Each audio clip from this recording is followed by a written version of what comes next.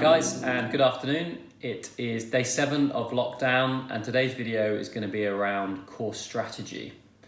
So most club golfers play the same golf course week in, week out. They look forward to that weekend round, be it a Stableford, be it a medal round. And most of you, if not all of you, have scoring ambitions, scoring goals that you're constantly trying to beat.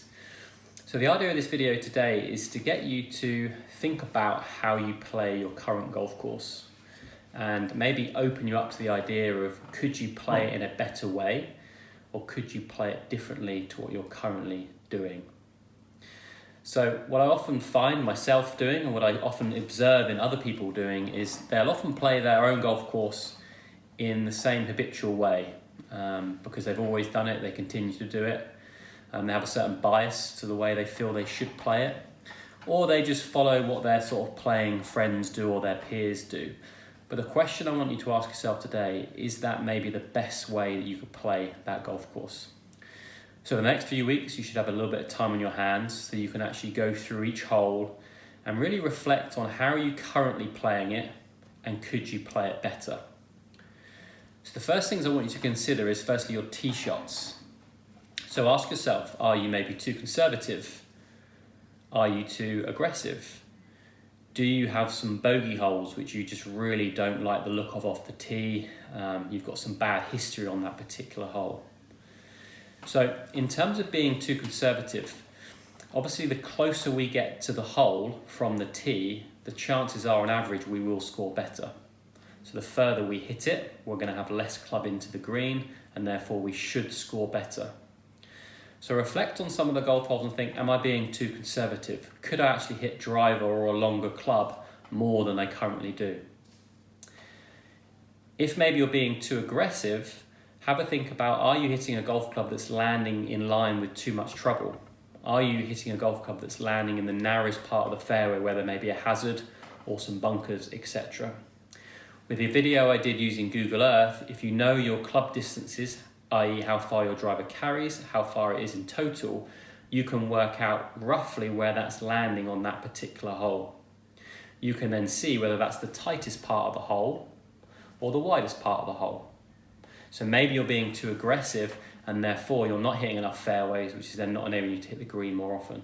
So jump onto that Google Earth and have a look at your zones, where you hit the ball to, and are you landing in a narrow area or have you got enough room? And the final part to the tee shots would have us be thinking about, do you have certain bogey holes? Are there certain tee shots you just really don't like the look of and history serves you well because you tend to blow up on these golf holes? Could you then simply aim at a different position? Could you maybe aim yourself more away from the trouble on that side of the hole?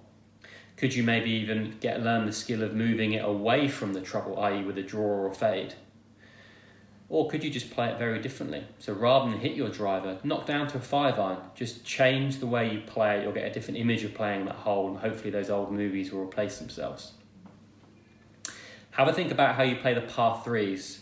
Par 3s often become the highest scoring average. They're the ones that people score worse at.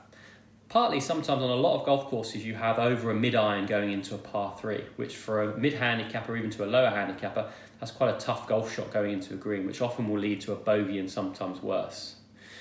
So have a think about, what's your tee shot strategy on a par 3? My advice for that average golfer, that club golfer, is just take to the fattest part of the green, be that the middle of the green, and just try your very best for that. It helps reduce the margin of error. In terms of approach shots, when hitting into the green, have a reflection, think, what's your average distance that you hit into most holes? So if we go on to the PGA Tour and look at some stats, last year, 2019 season, from 150 yards to 175 yards, Danny Willett was the best in terms of his proximity to the hole. It was around 22 feet. So if you can imagine a circle around the hole, the proximity to that, from 150 yards from 175, Danny Willett was about 22 feet. The average will be high 20s, so we're looking at 28, 29, up to 30. So if we're going to make an assumption we're not as good as them, and they're hitting it within a 30 feet radius, what are our chances of actually doing that? If you use that example and go onto Google Earth, have a look at the depth and the width of your golf greens. On average, and this is an average, Most lengths are around 50 to 60 feet, and widths can be between about 40 to 60 on average. Depends on golf course, also depends on the hole. So are you tending as a golfer to take on too many flags? If we look at that proximity and you drew a circle around that hole from that range of 150 to 175, are you being too aggressive? The chances are what I generally see is yes, we're not as good as we think we are, therefore actually banking more middle of the green would be a better play. So a few things to think about, but really just sit in your chair, go through every single hole and then think, could I play in a better way or could I play in a different way? So then when you get back onto that golf course in a couple of weeks' time, hopefully, if not maybe a couple of months' time, you could be a completely different golfer approaching your home golf course and hopefully have a season of good golf scores.